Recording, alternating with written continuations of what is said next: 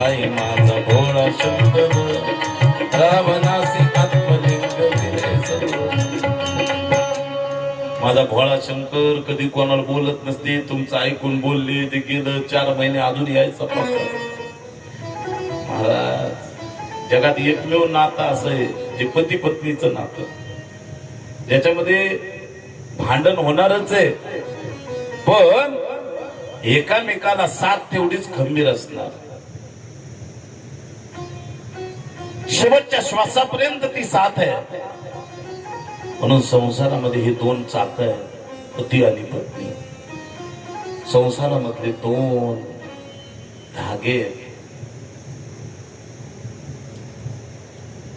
जगाच्या पाठीवर देवाचं जरी नातं झालं, आपलं जरी नातं झाले तरी ते नातं सर्वोत्कृष्ट आहे.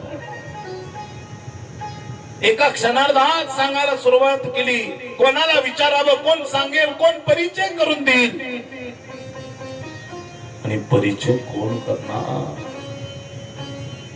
जगाचा मायबाप करून देईल.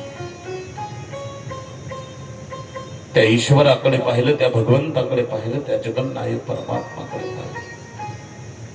3 राण्या विचारतात, नारदजी महाराजांशिवाय आपल्याला कुणी सांगणार नाही. म्हणून नारदजी जवळ गेले. नारदा, आमचे मालक पाहिले का? नारद म्हणजे तुमचे मालक. ज्या स्त्रीचं सत्व हरण करायला गेले तिने लेकर केले आणि पाळण्यात टाकले. आमचे मालक आणि लेकर हे कसं शक्य आहे? चला मला पाहायला. 3 राण्याला पाहायला आलो.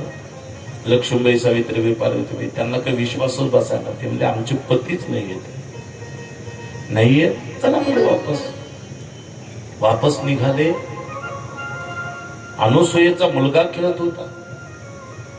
पतिव्रतेचा अधिकार सांगतो मी तुम्हाला. खेळता खेळता फुलांचा चेंडू त्याने फेकला, अग्निकुंडाच्या काठावर पडला. लेकरू अग्निकुंडाच्या जवळ गेलं. चेंडू काढता काढता कल गेला, अग्नीत लेकरू खाली पडलं कुंडामध्ये. दुसऱ्या क्षणात अग्नी नारायण प्रगट झाला ना अग्नीनं ते लेकरू वरचेवर धरलं आणि फुलासारखं खाली ठेवून दिलं. 3 राण्या म्हणल्या, नारदा, जिचं लेकरू अग्नी जळीत नाही तिनं आमच्या मालकाचे नक्कीच लेकर केले जाते. नारद म्हणले, लगेच घेऊन जाऊ. लक्ष्मीबाई, हे घ्या तुमचे विष्णू. सावित्रीबाई, हे घ्या तुमचे ब्रह्मदेव. पार्वतीबाई, हे तुमचे महादेव. म्हणलं, याला मालक म्हणाव का लेकर म्हणाव का पती? म्हणजे तुमचं तुम्ही ठरवा.